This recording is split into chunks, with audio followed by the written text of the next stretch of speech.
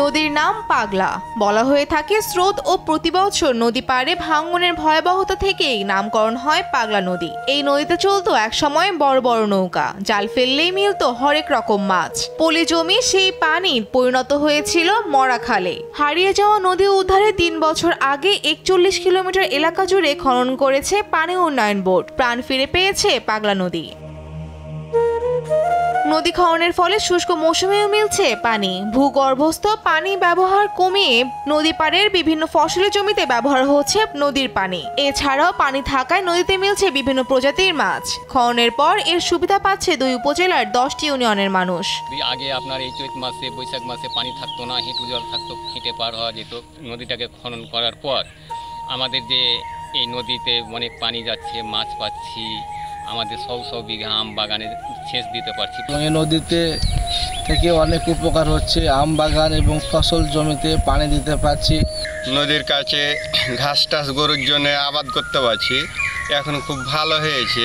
চৈত বৈশাখ মাস সব সময় সুদ বইতে থাকে, পানি সব সময় থাকে। পাগলা নদী খননের ফলে মৎস্য উৎপাদন বাড়ার পাশাপাশি নদীতে নতুন 2টি অভয়াশ্রম তৈরি ও পুরাতন অভয়াশ্রম মেরামত করা হয়েছে বলে জানায় জেলা মৎস্য অফিস। শুকনো মৌসুমে যে পানি থাকতো না, এটার পানির ধারণ ক্ষমতা বেড়েছে। এখন আমরা রাজশাহী বিভাগের মৎস্য উন্নয়ন প্রকল্পে থেকে আমরা 2টা অভয়াশ্রম করেছি। এখানে আমাদের পুরাতন অভয়াশ্রমগুলো আমরা মেরামত করেছি। এতে করে মাছের উৎপাদন বেড়েছে। এখানে এটা নিঃসন্দেহে একটা ভালো কাজ। আমাদের যে সমস্ত মরা নদীগুলো আছে সেটা যদি খনন করা হয় তাহলে আমাদের উন্মুক্ত জলাশয়ে মাছের উৎপাদন আরো বাড়বে। খননের পুরোপুরি সুবিধা কাজে লাগাতে বর্ষা মৌসুমের পানি শুষ্ক সময়েও ধরে রাখতে নদীর মুখে পানি নিয়ন্ত্রণ বাঁধ দেওয়ার পরিকল্পনা হয়েছে পানি উন্নয়ন বোর্ডের। পুরাটাই একটা মরা নদীতে খালের মতো হয়ে গেছিল।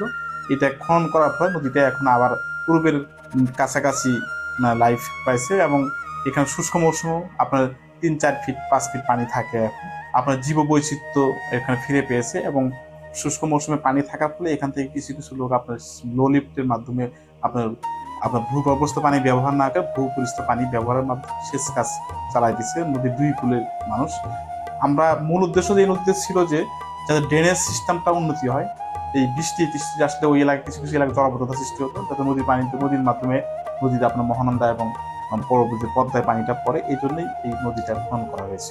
ভারতের মালদা জেলার মহিপুর থেকে চাঁপানবাবগঞ্জের শিবগঞ্জ উপজেলার শাহবাজপুর হয়ে বাংলাদেশে প্রবেশ করেছে পাগলা নদী। 64টি জেলার অভ্যন্তরস্থ ছোট নদী, খাল এবং জলাশয় পুনর্খনন প্রকল্পের আওতায় 41 কিলোমিটার নদী খননে ব্যয় হয়েছে 42,97,84,000 টাকা। ফৌজিয়া ফারিহা, দেশ টিভি, ঢাকা।